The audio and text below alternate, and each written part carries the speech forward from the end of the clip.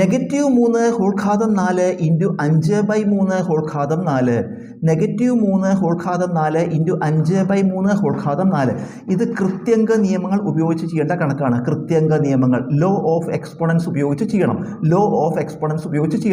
-3 whole ഘാതം 4 നമുക്കറിയാം. ഒരു നെഗറ്റീവ് സംഖ്യയുടെ കൃതി ഇരട്ട സംഖ്യ വന്ന ഉത്തരം പോസിറ്റീവ് ആയിരിക്കും. ഒരു നെഗറ്റീവ് സംഖ്യയുടെ കൃതി ഇരട്ട സംഖ്യ വന്ന ഉത്തരം പോസിറ്റീവ്, ഒറ്റ സംഖ്യ വന്ന നെഗറ്റീവ്. ഇവിടെ ഇരട്ട സംഖ്യയാണ്, അപ്പോൾ ഈ നെഗറ്റീവ് ചിഹ്നത്തിന് പിന്നെ വിലയില്ല, കാരണം ഇവിടെ ഇരട്ട സംഖ്യയാണ്. അപ്പോൾ നെഗറ്റീവ് സംഖ്യയുടെ കൃതി ഇരട്ട സംഖ്യ വന്നതുകൊണ്ട് നെഗറ്റീവ് ചിഹ്നം ഇടണ്ട, എന്തെഴുതിയാൽ മതി 3 ഘാതം 4 എന്ന് എഴുതാം. ഇൻറ്റു ഇതെന്താ a/b ഹോൾ ഘാതം m. a/b ഹോൾ ഘാതം m എന്താ കൃത്യംഗ നിയമം? a ഘാതം m/b ഘാതം m. a/b ഹോൾ ഘാതം m പറഞ്ഞാൽ a ഘാതം m/b ഘാതം m. അതുപോലെ എന്തെഴുതാം? 5/3 ഹോൾ ഘാതം 4 5 ഘാതം 4/3 ഘാതം 4. ഇപ്പോൾ നമുക്ക് ഈ 3 ഘാതം 4 വിട്ടിക്കളയാം. ബാക്കി എന്താ?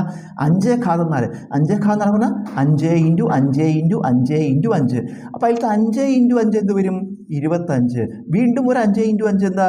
25. അപ്പോൾ 25 ഇൻറ്റു 25 അല്ലെങ്കിൽ 25ൻ്റെ സ്ക്വയർ. ഉത്തരം എത്രയാണ്?